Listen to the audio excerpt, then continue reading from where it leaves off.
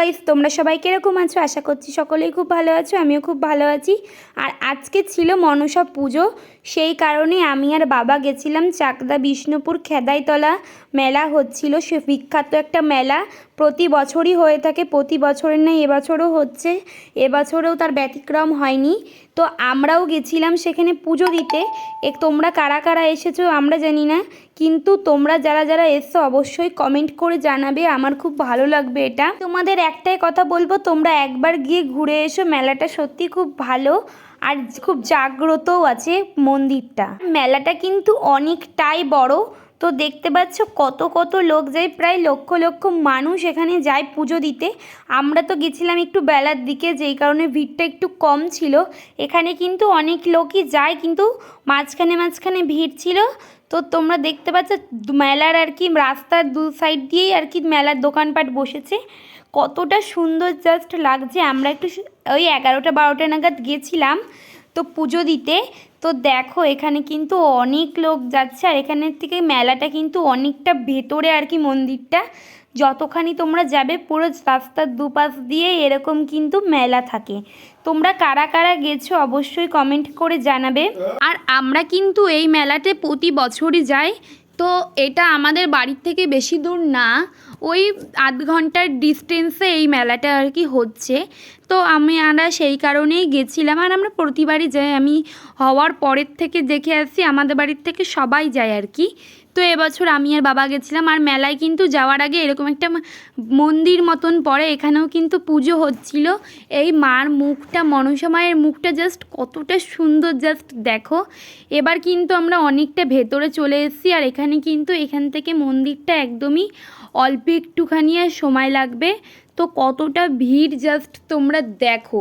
আর এই হচ্ছে বিষ্ণুপুর, চাকদা বিষ্ণুপুর খেদাইতলার মনসা মায়ের মন্দির।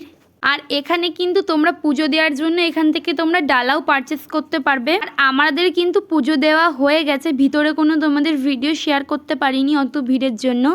তো এখানে কিন্তু আমরা পুজো দিয়েই আর কি মেলাটাকে ঘুরছিলাম। তো দেখো এখানে কিন্তু জিলাপি ভাজছে। আর আমাদের কিন্তু মনসা পুজোর দিন ভাত খায় না আর কি, পান্তা ভাত খায়, যেটা আমাদের বাড়িতে নিয়ম আছে, রান্না করতে নেই। তো সেই কারণে আমরা বাইরের কোনো কিছুই খাইনি, আমাদের বাইরের কোনো কিছু আমরা আর কি খাই না মনসা পুজোর দিন। তো এখানে কিন্তু হুকোও পাওয়া যাচ্ছিলো, যেগুলো খুবই আমার ভালো লেগেছে। আর এখানে কিন্তু আচার পাওয়া যাচ্ছিলো, তো আমি বাবাকে বললাম একটা আচার কেনো, তাই বাবা কিনলো। তো দেখো এখানে কিন্তু খুব সুন্দর সুন্দর জিনিসও পাওয়া যাচ্ছে, এখানে সব আর কি বেল্ট, তারপর চশমা টশমা সব পাওয়া যাচ্ছে। আর এখানে কাঠের জিনিস পাওয়া যাচ্ছে, মেলায় গেলে দেখলেই, যে কোনো জিনিস দেখলেই আর কি কিনতে ইচ্ছে করে, এতটাই সুন্দর মেলা। আর প্রতিটা দোকানই কিন্তু অসম্ভব সুন্দরভাবে সাজানো। এই মেলায় একবার যে যাবে তার বারবার যেতে ইচ্ছে করবে। তো এখান থেকে আমরা একটু জিলিপি কিনছিলাম বাড়ির জন্য। তো এখানে কিন্তু বোঁদে পাওয়া যাচ্ছিল, এখানে জিলাপি ভাজা হচ্ছিল আর কি, গরম গরম জিলাপি।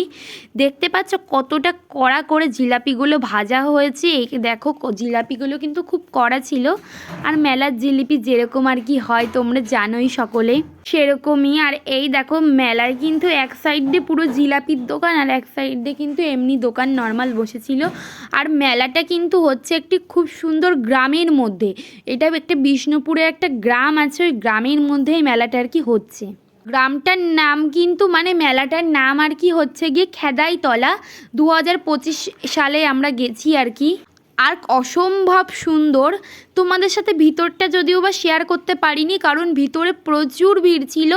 আমি তোমাদের ভিডিও শুরুতেই কিন্তু বলেছি যে এখানে লক্ষ লক্ষ মানুষ আসে, তোমরা সেটা মেলা দেখলেই বুঝতে পারবে কতটা জাস্ট ভিড় হয়েছিল, জাস্ট অসম্ভব ভিড় হয়েছিল। এক কথায় বলা চলে মারাত্মক ভিড় হয়। এই মেলাটা কিন্তু 1 সপ্তাহ মতন থাকে আমি যতদূর জানি।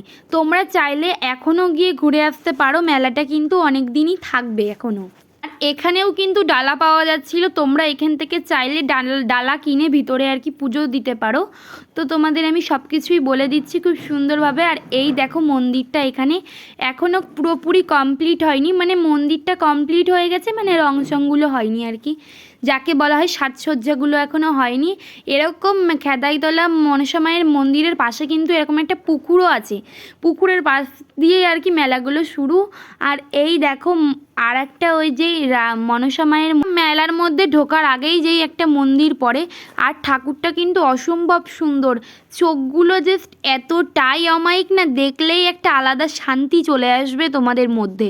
খেদাইতলা চাকদা বিষ্ণুপুর যে মেলাটার কথা আমি তোমাদের সাথে এখন বলছি, সেই মেলাটা কিন্তু খুবই জাগ্রত। তো তোমরা জানি না কারা কারা গেছো, কিন্তু আমি বলবো একবার গিয়ে তোমরা ঘুরে এসো, তোমাদের নির্ঘাত ভালো লাগবে।